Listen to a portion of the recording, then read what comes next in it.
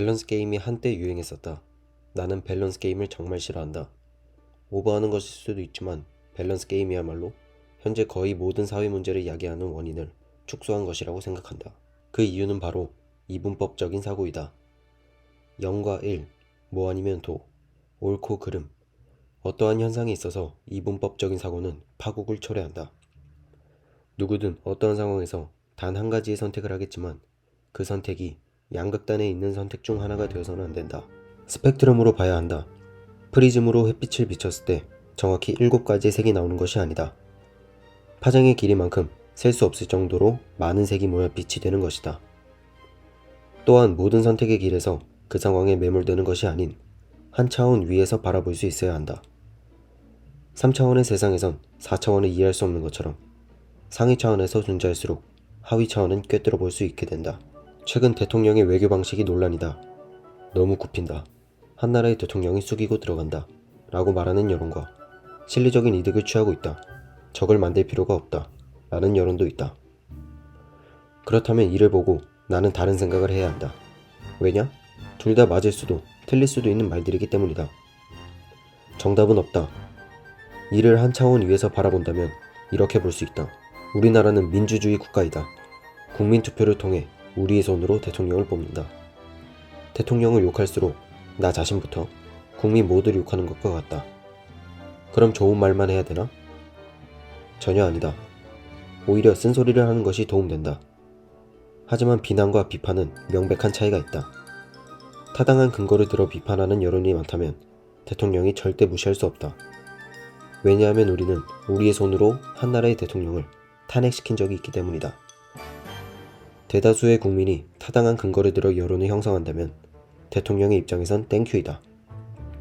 우리나라 국민이 원하는 방향이 근거까지 타당하다면 그대로 행하면 되기 때문이다.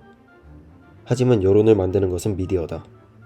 미디어는 여러 권력의 중심에 있다.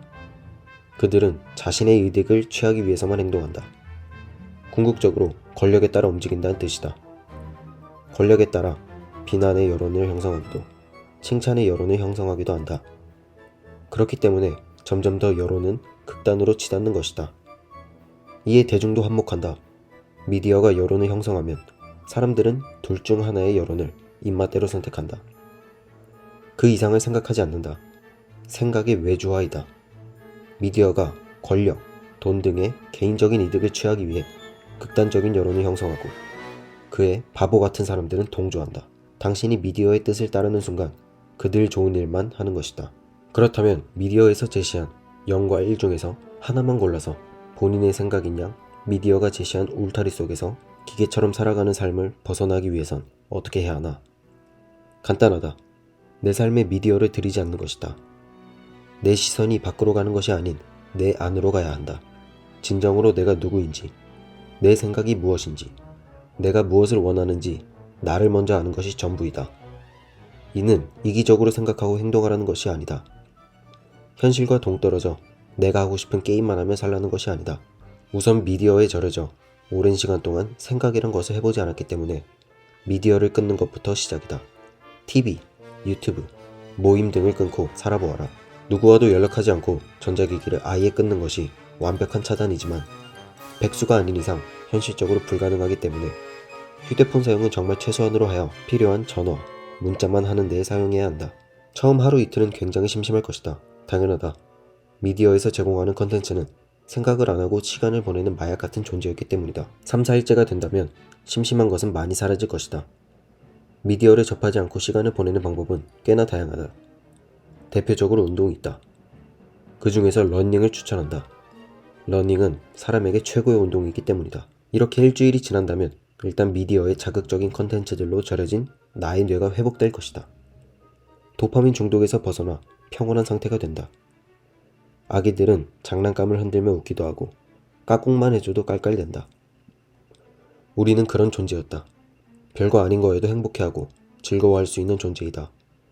뇌가 어느 정도 회복된 상태라면 이제서야 나에 대한 생각이 조금씩은 가능해질 것이다. 하지만 쉽지 않을 것이다. 그렇기에 끊임없이 파고들어야 한다. 사회가 정한 답에 동조하고 있지는 않은지, 사람들이 좋아하기 때문에 나도 좋아하고 있지는 않은지부터 시작한다. 몸 좋은 사람이 운동할 때 나이키를 입네? 나도 나이키 입어야지가 아니라 왜 나이키를 입지? 운동이 더 잘 되는 기능적인 효과가 있나? 땀이 잘 흡수가 되는 소재인가? 소재가 부드러운가? 신축성이 좋은가? 그렇네. 그럼 같은 기능이지만 더 싸거나 디자인이 좋은 운동복도 있나? 이런 식으로 왜 좋아했던 생각을 모두 스스로 해야 한다. 귀찮은가? 그럼 그냥 평생 생각하지 말고 사회가 정한 대로 살아가라. 내가 모든 것을 스스로 생각하고 행동한다면 나의 모든 행동에는 이유가 있을 것이다. 실패해도 틀려도 상관없다. 왜냐하면 명백한 동기와 이유를 가지고 행동한 것이기 때문에 원하지 않는 결과가 나오더라도 피드백이 확실히 된다. 그것이 성장이다. 자연스레 자신감이 생기고 남의 눈치를 안 보게 된다. 이런 사람은 사회적으로 성공할 수밖에 없다. 사업적으로 성공하고 주변 사람들에게 인기가 생기고 이성적으로 매력을 가지게 될 수밖에 없다. 하지만 보통 사람들은 생각을 안 하고 그저 성공한 사람들의 결과물이 부러워 그들의 행동을 따라하기만 한다. 순서가 잘못된 것이다.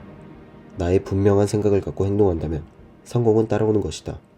자, 이제 진정으로 생각해 보아라. 정말 성공하고 싶은가? 그렇다면 무엇 때문에 성공하고 싶은가? 어떻게 성공할 것인가? 차근차근 내 생각을 해보아라.